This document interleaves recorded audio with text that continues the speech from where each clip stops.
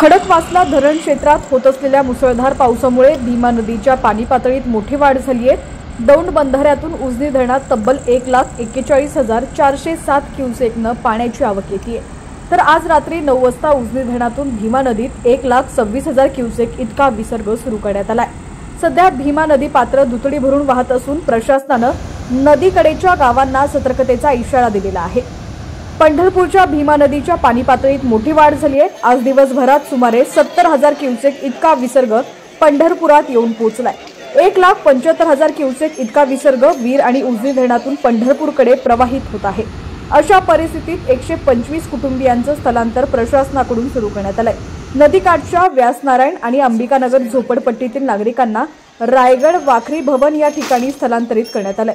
यासाठी मुख्याधिकारी महेश रोकडे यांनी थेट नागरिकांशी संपर्क साधून सुरक्षेच्या कारणास्तव स्थलांतरित होण्याचे आवाहन केलेले आहे।